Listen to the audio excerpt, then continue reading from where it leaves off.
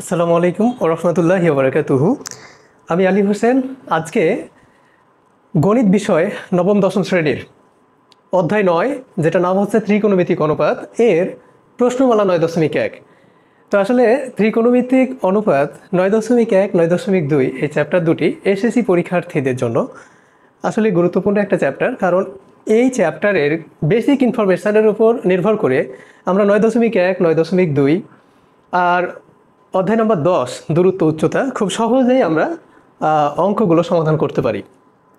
তো আজকে আমরা ত্রিকোণমিতিক অনুপাতের কিছু মৌলিক ধারণা যেগুলো সেগুলো নিয়ে আলোচনা করতে চাই। তো প্রথমত এই যে ত্রিকোণমিতি, এই ত্রিকোণমিতি হচ্ছে গণিতের একটা শাখা। তো এই গণিতের শাখাটা আসলো কিভাবে? প্রাচীন যুগে মানুষজন এই গাছের ছায়া, গাছের নিচে তারা বসে চিন্তা করত গাছের উচ্চতা কত, এবং তারা গাছের ছায়ার সাথে একটা লাঠির তুলনা করে গাছের উচ্চতা নির্ণয় করত। অথবা নদীর তীরে বসে তারা চিন্তা করত যে এই নদীর প্রশস্ততা কত, অথবা নদীর অপর তীরে একটা টাওয়ার অথবা একটা গাছের উচ্চতা কত, এবং সেইগুলো খুব সহজে বের করা যায় কিনা। তাদের এই ধারণা থেকে তারা এই ত্রিকোণমিতি নামে গণিতের একটা শাখা আবিষ্কার করে। আরেকটা বিষয় হচ্ছে যে ত্রিকোণমিতিতে মূলত তারা এক ধরনের ত্রিভুজ কল্পনা করেছিল, যে ত্রিভুজটা হচ্ছে এইটা। এই ত্রিভুজটার নাম হচ্ছে সমকোণী ত্রিভুজ। আমাদের চারপাশে আমরা অধিকাংশ জিনিস দেখলেই আমরা কিন্তু এই ধরনের একটা গঠন কল্পনা করে নিতে পারি। তো এই সমকোণী ত্রিভুজেই বা এই সমকোণী ত্রিভুজ নিয়েই এই ত্রিকোণমিতি চ্যাপ্টারের আলোচনা। তো আমরা প্রথমে এই সমকোণী ত্রিভুজ সম্পর্কে একটু জেনে নিই। সমকোণী ত্রিভুজ আমরা বুঝতেই পারছি যে এখানে তিনটা বাহু আছে, একটা, দুইটা, তিনটা। সো এটা হচ্ছে একটা ত্রিভুজ। ওকে, এই ত্রিভুজের তিনটা কোণ আছে, তিনটা শীর্ষবিন্দু আছে। তিনটা কোণের মধ্যে যদি একটা কোণ সমকোণ হয়, সমকোণ মানে হলো ত্রিভুজের তিনটা কোণের মধ্যে যদি একটা কোণের পরিমাণ 90 ডিগ্রি হয়, তাহলে ওই ত্রিভুজটাকে আমরা এই সমকোণী ত্রিভুজ বলতে পারি। সমকোণী ত্রিভুজ বলতে পারি। তাহলে আমরা আরেকটা জিনিস জানি যে যে কোনো ত্রিভুজের তিন কোণের সমষ্টি মানে হচ্ছে যোগফল, অবশ্যই 180 ডিগ্রি হবে। তাহলে এই সমকোণী ত্রিভুজের একটা কোণের পরিমাণ 90 ডিগ্রি, তাহলে অবশ্যই বাকি যে দুইটি কোণ রয়েছে, এই যে এই কোণটা আর এই কোণটা, এই দুটা কোণকে যোগ করলে অবশ্যই 90 ডিগ্রি হতে হবে। তার মানে আমরা বুঝতে পারছি যে এই যে বাকি যে দুইটা কোণ রইল, এই কোণ দুটার কোনোটা 90 ডিগ্রি আর হচ্ছে না, অবশ্যই 90 ডিগ্রির চাইতে ছোট হতে হবে। হতে পারে এটা হচ্ছে 60 ডিগ্রি, এটা হলো 30 ডিগ্রি, তাহলে হতে পারে। এক কথায় আমরা যদি দেখি যে 90 ডিগ্রির চাইতে ছোট কোণ, তাহলে আমরা বলতে পারি যে সেটা হচ্ছে সূক্ষ্মকোণ। সুতরাং এই সমকোণী ত্রিভুজের একটা কোণের পরিমাণ হচ্ছে 90 ডিগ্রি, আর বাকি যে দুইটা কোণ থাকে, বাকি দুটি কোণ হবে অবশ্যই সূক্ষ্মকোণ।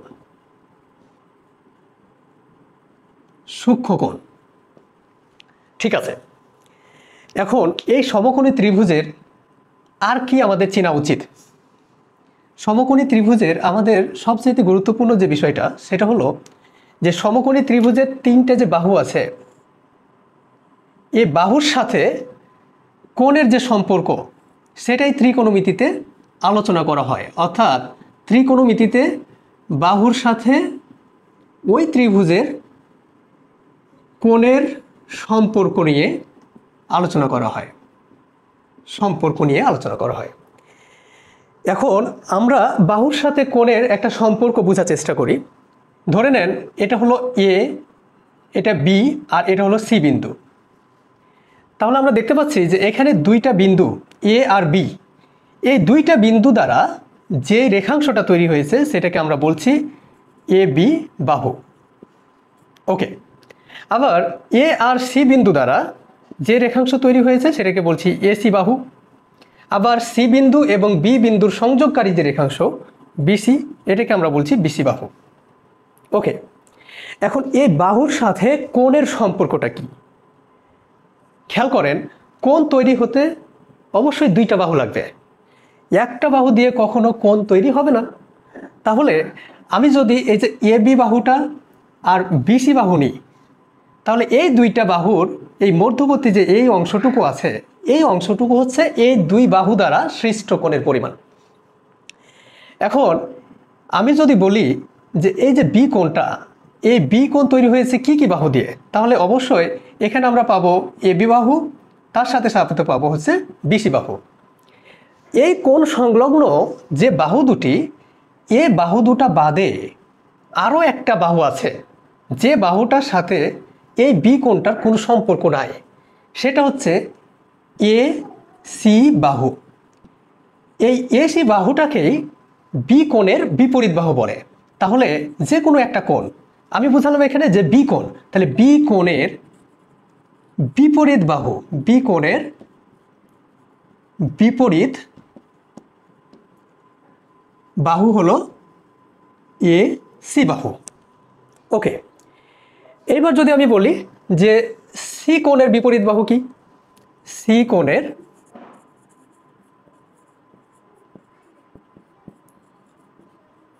বিপরীত বাহু। খেয়াল করেন সি কোণটা তৈরি হয়েছে কি কি দিয়ে। সি কোণটা দেখেন, এর মধ্যবর্তী এই ফাঁকা জায়গাটা আমরা যখন ফিল আপ করছি তখন দেখছি যে এখানে এসি বাহুকে স্পর্শ করছে, আবার বিসি বাহুকে স্পর্শ করছে। তাহলে এসি ও বিসি এই দুইটা বাহু সি কোণ তৈরির জন্য কাজ করেছে। তাহলে এই দুইটা বাদে বাকি যে বাহুটা আছে সেটা হচ্ছে এবি বাহু। এই এবি বাহুটা হচ্ছে সি কোণের বিপরীত বাহু, অর্থাৎ সি কোণের বিপরীত বাহু হচ্ছে কি,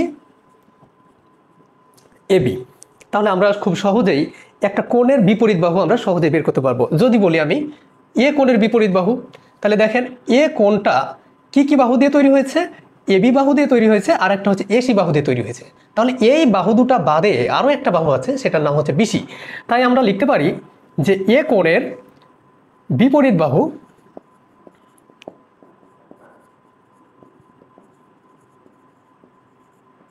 সমান হচ্ছে বিসি।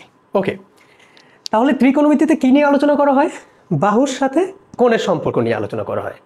এখন বাহুর সাথে কোণের সম্পর্কের ওপর ভিত্তি করে এই যে ত্রিভুজ, আমরা সমকোণী ত্রিভুজ নাম দিয়েছিলাম, এই সমকোণী ত্রিভুজের তিনটা বাহুর আমরা নামকরণ করব। ওকে, তাহলে একটা সমকোণী ত্রিভুজের আমরা যে তিনটা বাহু পেলাম, এই বাহু তিনটার আলাদা আলাদা নাম আছে। এরকম যদি এটা আমার সমকোণী ত্রিভুজ হয়, তাহলে সমকোণের যেটা বিপরীত বাহু সেইটাকে নামকরণ করা হয় অতিভুজ।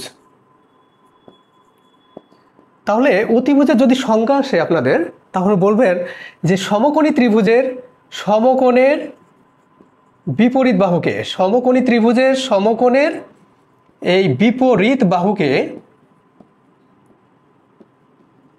কি বলা হয়? অতিভুজ বলা হয়। ওকে, তাহলে অতিভুজের সংজ্ঞা আমরা পেয়ে গেলাম। দেখেন এই ত্রিভুজটার জন্য আমার অতিভুজ কোণটা হবে, যেহেতু এ কোণটার পরিমাণ আমি বলছি 90 ডিগ্রি। কিভাবে বুঝলাম? দেখেন এ বি রেখার ওপর বা রেখাংশের ওপর এসি রেখাংশটা খাড়াভাবে দাঁড়িয়ে আছে, তাহলে একটা ভিত্তি রেখা এবং খাড়া রেখার মধ্যবর্তী যে কোণটা, সেই কোণটার পরিমাণ হয় 90 ডিগ্রি। যেহেতু এ কোণটার পরিমাণ আমরা 90 ডিগ্রি পেয়েছি, সুতরাং এটা হচ্ছে সমকোণ। সমকোণের বিপরীত বাহু যেটা, সেটার নাম আমরা কি বলছি? অতিভুজ বলছি। তাহলে এখানে সমকোণের বিপরীত বাহু হচ্ছে বিসি, এখানে বিসি বাহু যেটা, সেটার নাম অতিভুজ। তাহলে আমরা অতিভুজের সংজ্ঞা পেয়ে গেলাম। এবার অপর দুই বাহু সম্পর্কে আলোচনা করব। আমরা অতিভুজ সম্পর্কে ধারণা পেয়ে গেছি। এখন অতিভুজ বাদে আরও দুইটা বাহু আছে। একটা বাহুর নাম হচ্ছে এবি বাহু, আর একটার নাম হচ্ছে এসি বাহু। এখন এবি বাহুর নাম কি হবে আর এসি বাহুর নাম কি হবে, এইটা নির্ভর করবে সমকোণ বাদে যে দুইটা কোণ আছে, সূক্ষ্মকোণ, এই সূক্ষ্মকোণের ওপর।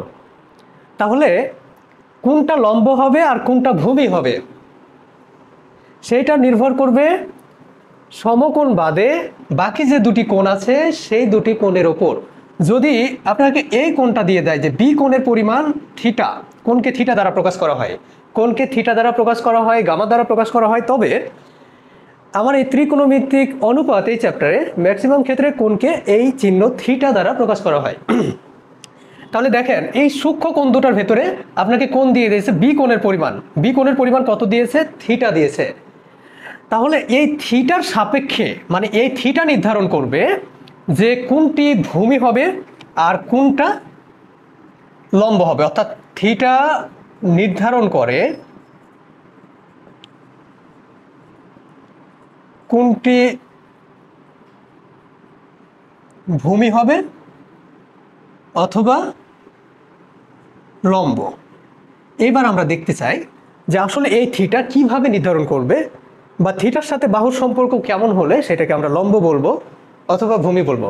দেখেন যে কোণটা দেওয়া আছে সূক্ষ্ম কোণটা, এই থিটার বিপরীত বা থিটা কোণের বিপরীত বাহু, যেটা বিপরীত বাহু, এই থিটা কোণের বিপরীত বাহু মানে যে কোণটা দেওয়া থাকবে সেটার বিপরীত বাহু হবে সব সময় লম্ব। তাহলে চিন্তা করে দেখেন তো এই থিটা কোণটা তৈরি হয়েছে কি কি বাহু দিয়ে? একটা হচ্ছে এবি বাহু আর একটা হচ্ছে বিসি বাহু। তাহলে এই দুইটা বাহু বাদে আর কোনটা বাহু থাকলো? এসি বাহু থাকলো। সুতরাং এসি হবে এখানে এই থিটা কোণের জন্য লম্ব। তাহলে লম্বকে আমরা বিপরীত বাহুও বলতে পারি, লম্বকে কি বাহু বলতে পারি? বিপরীত বাহুও বলতে পারি। ওকে, আরেকটা যে বাহুটা বাকি থাকলো, তিনটা বাহুর মধ্যে আমরা অতিভুজ পেয়েছি বিসি, এসিকে বলে দিলাম লম্ব। কে নির্ধারণ করলো? এই থিটা কোণটা নির্ধারণ করেছে যে এসি হচ্ছে লম্ব। যদি থিটা কোণটা এখানে না থেকে থিটা কোণটা এখানে থাকতো সি বিন্দুতে, তাহলে এই সি বিন্দুতে যে কোণটা তৈরি হয়েছে সেই কোণটা তৈরিকারী এসি বাহু এবং বিসি বাহু বাদে এই যে এবি বাহু রয়েছে, তখন এই এবি বাহুকে আমি কি বলতাম? লম্ব বলতাম। আর বাকি থাকলো কোনটা? এসি। সেই ক্ষেত্রে এসি হচ্ছে আমার ভূমি। তার মানে এই থিটা কোণ নির্ধারণ করছে যে সমকোণী ত্রিভুজের কোনটা লম্ব হবে কোনটা ভূমি হবে। থিটা কোণ যদি উপরে থাকে তাহলে এই নিচের দিকে এবি বাহুটা হবে লম্ব। যদি এই থিটাটা বি কোণের জায়গায় থাকে তখন লম্ব হচ্ছে আমার এসি। ওকে, আমরা তাহলে সমকোণী ত্রিভুজের ক্ষেত্রে কোনটা লম্ব, কোনটা ভূমি, কোনটা অতিভুজ এই সম্পর্কে জানলাম। আমরা পরবর্তী ক্লাসে জানবো এদের সাথে সম্পর্কিত ত্রিকোণমিতিক অনুপাতগুলো। সেই পর্যন্ত ভালো থাকবেন। আসসালামু আলাইকুম ওয়া রাহমাতুল্লাহি ওয়া বারাকাতুহু।